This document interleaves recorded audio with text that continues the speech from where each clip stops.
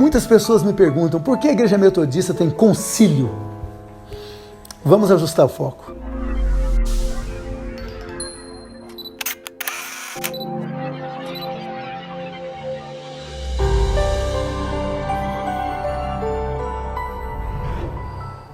Na verdade, a Igreja Metodista tem 3 aspectos que nós precisamos lembrar sempre. Ela é episcopal, ou seja, tem bispos. Ela é conciliar e o seu sistema é representativo. Então, repetindo, episcopal, conciliar e representativo. Com relação ao episcopal, a ter bispos, é simples. O próprio apóstolo Pedro diz que Jesus Cristo é o pastor e bispo das nossas almas. Portanto, pastor e bispo não são títulos, são funções bíblicas para cuidado do rebanho.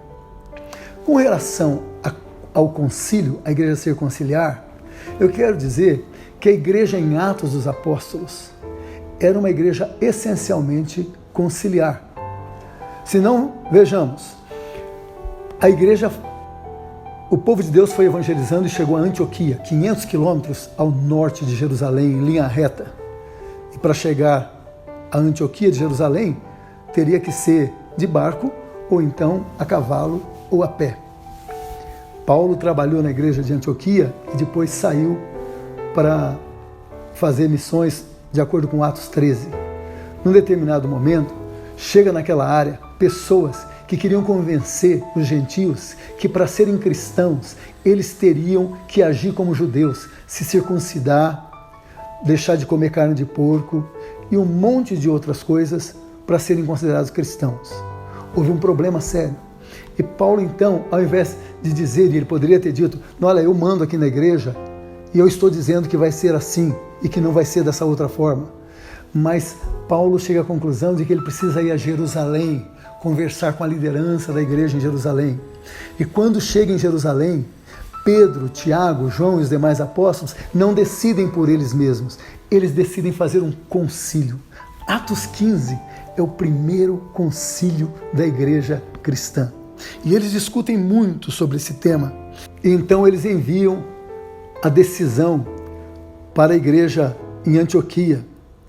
E eles dizem o seguinte: pois pareceu bem ao Espírito Santo e a nós não vos impor maior encargo além dessas coisas essenciais, que vocês se abstenham das coisas sacrificadas a ídolos, bem como do sangue, da carne de animais sufocados e da imoralidade sexual.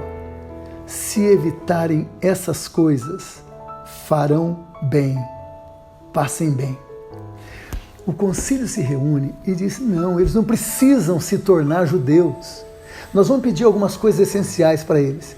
E pedem essas coisas, né? Que vocês se abstenham da carne sacrificada aos ídolos, da carne sufocada, do sangue e da imoralidade sexual. Fazendo isso está muito bom.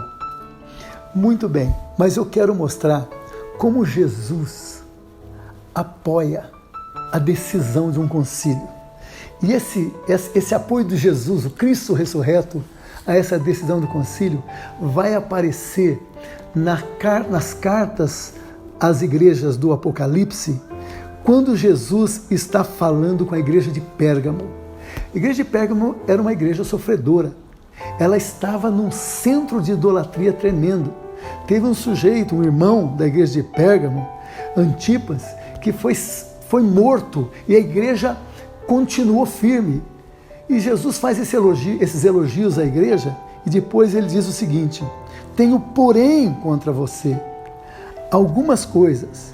Estão aí em seu meio os que sustentam a doutrina de Balaão, o qual ensinava Balaque a armar ciladas diante dos filhos de Israel para que comessem coisas sacrificadas a ídolos e praticassem a prostituição. Que coisa incrível! Atos dos Apóstolos, um concílio decide que eles devem evitar carnes sacrificadas a ídolos e prostituição. Jesus parece que está lembrando a igreja em Pérgamo: escuta, aquilo que os apóstolos e os irmãos decidiram naquele primeiro concílio, eu reafirmo, vocês deveriam inclusive estar obedecendo a mesma regra. Então o concílio é bíblico e é bênção de Deus. E o sistema representativo é que a igreja local é o único lugar onde não é representativo. Todos participam. Quando chega no distrito, na região, na área geral, nós temos pessoas que representam a nossa opinião e o nosso desejo naqueles fóruns. Inclusive, a ida de Paulo, Barnabé e alguns para Jerusalém mostra que Antioquia não foi toda a igreja lá. Ela teve representantes. Episcopal, conciliar e representativo, ajustando o foco das características da nossa igreja metodista. Abraço a você.